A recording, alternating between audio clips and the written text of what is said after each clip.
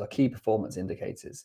But I'm not actually going to be giving you any tips on what your KPIs should be. I'm going to talk about something more important, in my opinion, and that is the real reasons why you need KPIs in your business. And these are probably not the reasons that you think or that I thought for many years. So today I'm going to open up to the honest fact that my KPIs are pretty scanty, if not non-existent. And the fact I'm not proud of that, but I want to be straight with you because I know that I'm not alone in this as a business owner. You know, we've been doing this business for 7 years. For me to admit to that is pretty shocking, but I'm going to because I want to do something about it. And I want to share the reason that today I made the decision I am going to do something about it, and it's non-negotiable. Okay, so today, as I said, I'm going to be talking about KPIs. And the context of this is from a company meeting we had today with my team. And we were just talking about the fact, I don't feel we celebrate success enough. And I don't feel that we come together often enough to reflect on some of the progress that we've been making over the previous weeks or months or whatever. And I think this is even more important because we are a remote team. We all work on our computers. We all work from home. We don't get to interact on a daily basis with people. So we're not sort of in each other's pockets and giving each other a slap on the back or whatever people do when they're in the office. And, good on you, whatever. We're not. So we have to actually think about this because the times we come together, it's not a natural way that you just have a conversation and celebrate something. We have to actually think about facilitating these celebrations. And this is where it all started. And so I then sort of reflect on the fact that it's really hard for us to know when to celebrate because we're not tracking enough. We don't actually, know when we hit a target that's worth celebration because we haven't put anything down to be able to actually monitor that or to actually see when we get there. And so it's normally off the back of, we make a sale or I know we've got a really good month and it's a lot of it's on gut feeling we're like, we're getting some more sales calls in because we put this new system in place, blah, blah, blah, but it's not actually measured. And the outcome of this was one of the most, or the next, what happened or the consequence of this conversation starting this conversation was one of the most emotional company meetings we've ever had.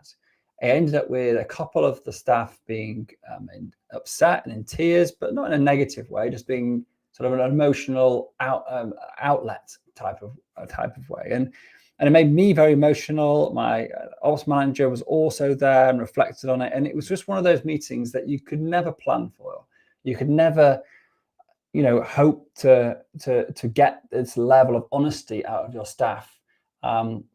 If you haven't actually sort of spent time building up trust with people over a period of time. But because I have done that through having one-to-ones and regular company team meetings, etc., when we open this up, the floodgates open, so to speak. And it really became apparent of a key thing that's missing in my staff's repertoire. And that is that none of them are really measuring the success of their own work. So regardless of me saying as a company owner, I really think we should have some metrics here, could you think of some KPIs and it not getting done? It's almost like that's doing me an injustice because, I want them for my benefits as the company owner. But the reality is it's actually your staff that benefit more from the KPIs than anything. Because if your staff are tracking their own progress, they will be motivated or either motivated to do better or motivated by success. So they'll be motivated to improve. And also it allows them to see their successes because no matter what their manager may be saying to them, because, you may be the best manager in the world and you may intend to be the best manager in the world, but you may forget to praise often enough, or you may be a little bit critical and negative, and you may actually be, constantly sort of chipping away. But if someone's got some evidence to say, it doesn't matter what they say, I trust that they have my best interests at heart and they're trying to make me improve because I know I'm absolutely killing it because my statistics show that I am, that is a massive, just a safety net to fall back on and something to really lift you up. And the conversation I had today with one of my staff was exactly to that end. It was like, although having let me just put this again in context. I gave a comment into our company wins thread in my Slack channel last Friday, celebrating how well I thought this project was going with regards to our nurturing, potential leads into getting on the phone with them so I can see if we're a good fit to help them. And I just on a Friday night, I just posted, I think I just, celebrate this. I don't think I celebrate enough. Said, just want to say, what great work we're doing at the moment.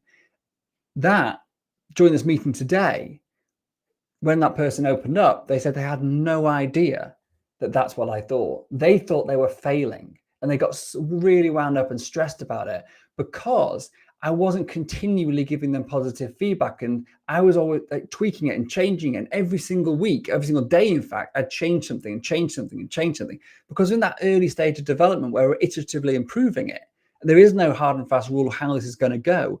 So it's literally just a case of change, and like measure, change, measure, like, and see what works or what gut feeling is. And so she felt that this wasn't going well, when in reality, it was going fantastic. But because she had no evidence of that in terms of KPIs, of measurements, of key metrics, she was relying on my feedback, which I wasn't giving in a way that let her know what great work she was doing. For me, that has been the single biggest motivator to get this nailed, to understand that these KPIs, yes, they will benefit the company. Of course they will. But also it allows my staff to keep motivated, to see how successful they are in their roles, and to have the statistics there, the metrics there in front of them, to know when they actually need to double down and do a bit more work, or where they need to ask for more help because it's not improving, and to have a conversation about it. It will be the facilitator of so much change in a positive way if we just have something, a measurement to go off. And just following on from that, just coincidentally, I'm reading a great book at the moment. Actually, this is probably the book that prompted me to send that message on Friday, which was me celebrating how well I think that the project was doing, was about, because I wanted to share the success. And the book is called It's Okay to Manage Your Boss. And the book is really about, it's by Bruce Tulgan, if you're interested. So It's Okay to Manage Your Boss by Bruce Tulgan. And that book is actually aimed at employees, but aimed at encouraging them to understand it's their responsibility to get the support and the information and the resources they need from their manager in order to do their job exceptionally.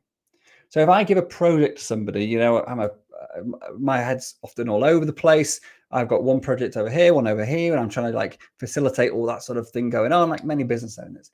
And so sometimes I'll delegate something to somebody without really thinking through what's their capacity. Have they got the time to deal with this? Do they have the resources? Do they have the authority to make the decisions needed to actually progress it without my involvement?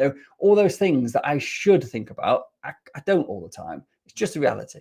And so when I delegate something to somebody, because I'm their boss, they go, oh yeah, I'll do it, no problem at all.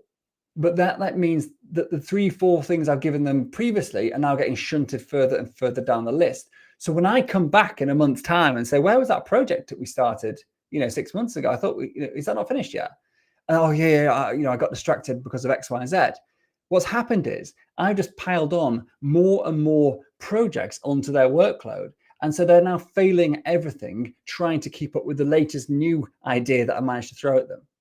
And what this book teaches your staff, and I think that you as an employer manager should read it too, but what it teaches your staff is a structure and a framework to make sure they have everything they need in order to successfully deliver the projects on time, and they have the authority and the structure to be able to push back effectively or ask for clarification about priority when they're just simply given too much to do. Whether that's from a single boss, or if you've got a large company with multiple people and therefore multiple bosses throwing projects and work at an individual, that person has to be able to say no, but without offending, to say yes to certain things, to prioritize certain things over others, unless they actually find out the key information from the stakeholders in order to be able to make those judgments. It's very, very difficult. And so they need language, they need the confidence, and they need the structure in order to be able to have those conversations, for them to be able to ask for the resources they need, whether that's time or money or permissions or whatever, in order for them to actually deliver. And really importantly, and this is something that we do fairly well, not as consistently as I would like, but they need to know what the goals are and what success looks like. Going right back to our KPIs, if we have those nailed, then they would know when they actually reach success. So it all sort of fits in. It's a big circle of trying to get your work, trying to motivate people to do good work and keep them motivated, even if you're not giving them feedback, and then how they know they've actually succeeded in the work they're trying to do. It all fits back in. So that is my, I guess, just me opening up about the challenges that I've had or have had to date around KPIs. The fact is, I come up with a great idea for measurement something, whether it's podcast downloads or sales or whatever. We measure it for a bit, but then I'd forget to ask about it because my working memory is terrible. I forget everything unless it's in front of me.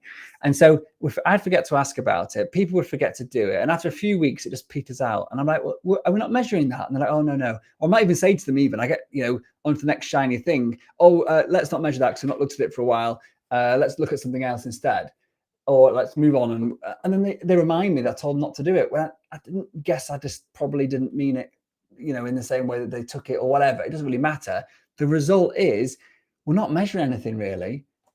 Therefore, I have no idea who's doing what successfully. Therefore, it's very hard for me to really celebrate successes. And to, when it comes to appraisals and things, it's done on gut rather than done on fact.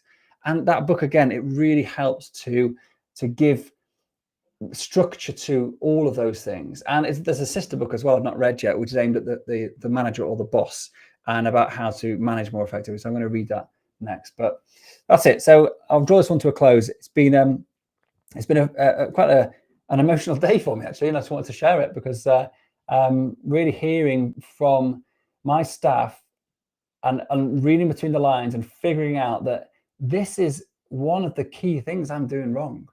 And hopefully by getting this right, it will massively, luckily I've got a very tight team and a loyal team, and I'm grateful for that.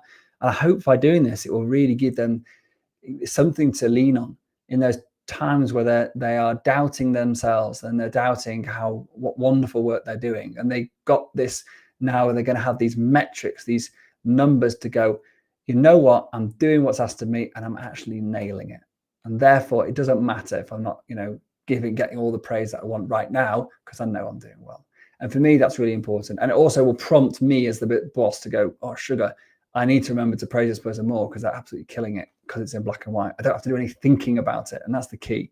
We're all busy. We're all stretched with our brains when we're running a business. So if someone tells me, a bit like when I worked as a doctor, and at the end of my appraisal, or the end of the year, I had an appraisal, and I had to produce a portfolio of evidence for everything I'd done in that entire year, down to how many minutes I'd been on the wards, to the skills that I'd practiced, to the tests that I'd done, like the certification that I'd gained. Everything was in that portfolio. And the person that signed that portfolio off had never, ever met me. I either became a doctor or I didn't, based on the evidence I provided. And that is the way that I see me being able to be an amazing manager when my team grows beyond the people I know extremely well, or just to have a process in which anyone can manage with fairness, and to be able to actually promote when the promotions are due, and to encourage and support where that's due as well. And to have a team of people that acknowledge the importance of actually documenting the work they do in a way that will then lead them for bigger and better things within your company, because they've got evidence and proof that they're absolutely nailing it. Cool. With that said, I'll say thank you very much for listening. And as always, if you found this episode helpful and useful, or just entertaining, please do leave me a review on your favorite podcast app. And that is a massive boost to get our podcast in front of more people. Do also leave any comments. I always read every single comment. And if you've got any suggestions for episodes you'd like me to cover, please feel free to ping away. Thanks very much. Take care. Bye.